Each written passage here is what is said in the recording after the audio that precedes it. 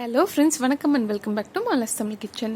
இந்த வீடியோவில் மட்டன் கீமா மசாலா சுவை எப்படி செய்யறதுன்னு பார்க்கலாம். இதுக்காக ஒரு கடாய் சூடு பண்ணி அதில் 2 டேபிள் ஸ்பூன் எண்ணெய் எடுத்துருக்கேன். எண்ணெய் காஞ்சதும் இதில் 3 கொத்தளவு கருவேப்பிலை சேர்த்துடுறேன். அடுத்து ஒரு பெரிய வெங்காயம் பொடியாக நறுக்குனது அதையும் சேர்த்துடலாம். இந்த வெங்காயம் வதங்கிறதுக்காக கொஞ்சமாக உப்பு சேர்த்துட்டு 3 டேபிள் ஸ்பூன் அளவு இஞ்சி பூண்டு விழுது சேர்த்துக்கலாம். அதில் இந்த இஞ்சி பூண்டோட பச்சை வாசனை போன அப்புறம் 3 தக்காளியை மிக்சியில் போட்டு அரைச்சி வச்சுருக்கேன், அதை சேர்த்துடலாம். தக்காளி இந்த மாதிரி சேர்க்க விருப்பம் இல்லைன்னா நீங்கள் பொடி பொடியாக நறுக்கிட்டு கூட சேர்த்துக்கலாம். இப்போ இந்த தக்காளியும் வதங்கின அப்புறம் இதில் கொத்தி வச்சுருக்க மட்டன் சேர்த்துக்கலாம். 1/4 கிலோ அளவு கொத்துன கறி நான் சேர்த்துக்கிறேன். அதுக்கப்புறம் தேவையான மசாலா ஒன்று ஒன்றா சேர்த்துக்கலாம்.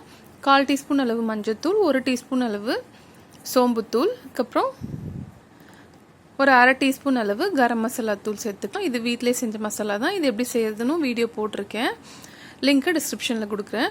இப்போ காரத்துக்கு தேவையான மிளகாய் தூள் சேர்த்துக்கலாம். 2 டீஸ்பூன் அளவு மிளகாய் தூள் சேர்க்குறேன். உங்களுக்கு வேணுன்னா பச்சை மிளகாய் நீங்கள் சேர்த்துட்டு இந்த மிளகாய் தூள் அளவை குறைச்சிக்கலாம். நெக்ஸ்ட்டு தனியாத்தூள், அது ஒரு 1/2 டீஸ்பூன் அளவு சேர்க்குறேன். இப்போ இந்த மசாலாஸ்லாம் சேர்த்தப்புறம் இந்த மட்டனை இதோட சேர்த்து நல்லா வதக்கிக்கலாம். நெக்ஸ்ட்டு இதுக்கு தேவையான அளவு உப்பு சேர்க்கணும். நான் கல் உப்பு தான் சேர்ப்பேன் எப்பயும். அதை சேர்த்துடலாம். 1 டீஸ்பூன் அளவு உப்பு சேர்த்துட்டு மிக்ஸ் பண்ணிக்கலாம். இப்போ கொஞ்சம் கொஞ்சமாக இந்த மட்டன் தண்ணி விட ஆரம்பிக்குது. கொஞ்ச நேரத்தில் நம்ம தண்ணியும் சேர்த்துடலாம். தண்ணி விட ஆரம்பித்ததும் 1 டம்ளர் அளவு தண்ணி சேர்த்துக்கோங்க. இந்த மட்டன் மூழ்கிற அளவுக்கு இருந்தால் போதும் தண்ணி. இதை சேர்த்துட்டு ஒரு மூடி போட்டு நம்ம இதை நல்லா குக் பண்ண போகிறோம். மீடியம் டு லோ ஃப்ளேம்லேயே வச்சுக்கோங்க. அப்போ நல்லா மட்டன் குக்காகி வரும். இதை ஒரு மூடி போட்டு கவர் பண்ணி நான் மீடியம் டு லோ ஃப்ளேமில் 30 மினிட்ஸ் குக் பண்ண அப்புறம் இந்த மாதிரி இருக்குது. தண்ணி எல்லாமே நல்லா வத்திருச்சு. இப்போ மூடியை ஓப்பன் பண்ணிவிட்டு இந்த மாதிரி நம்ம வதக்கிட்டே இருந்தோம்னா பேனில் பிடிக்கிற மாதிரி வரும். அந்த டைமில் நம்ம இதை ஆஃப் பண்ணிடணும்.